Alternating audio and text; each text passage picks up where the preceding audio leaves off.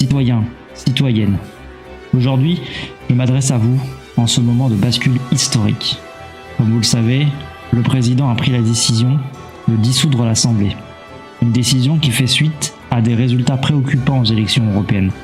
Le Rassemblement national, Front national, parti indéniablement réactionnaire, a réalisé un score absolument inattendu, tandis que le parti présidentiel a enregistré une performance faible.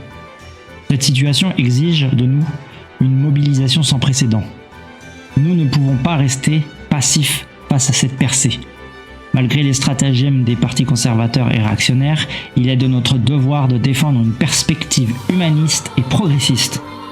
C'est un moment d'espoir qui s'ouvre à nous face au désespoir.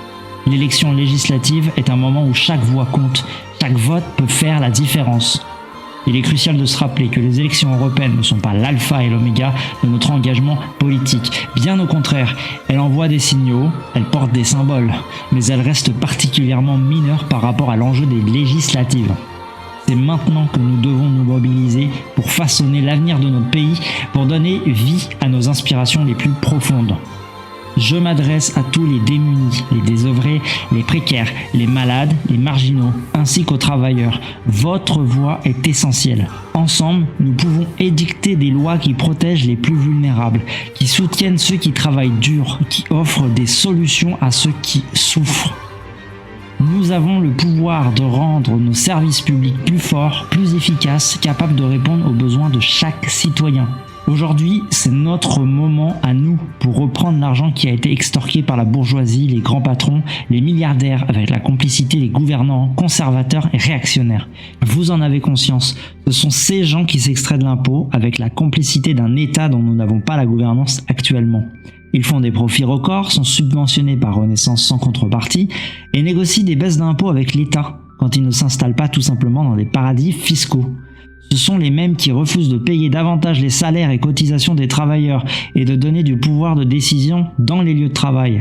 Avec vos voix, nous aurons la capacité d'imposer les plus riches et les grandes entreprises ainsi que de lutter contre l'évasion fiscale.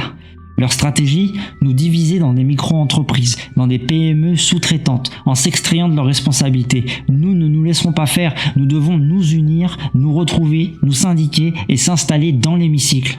Nous devons réarmer économiquement nos services publics. Nous devons garantir une santé accessible à tous, une éducation de qualité pour chaque enfant, une sécurité pour tous les citoyens. Ce sont là des droits fondamentaux que nous devons défendre avec vigueur.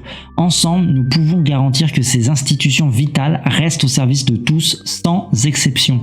L'avenir que nous voulons construire doit également être un avenir respectueux de notre planète. La lutte contre le changement climatique est une urgence absolue, vitale, que nous ne pouvons plus ignorer. Les réformes nécessaires pour préserver notre environnement doivent être mises en œuvre sans délai.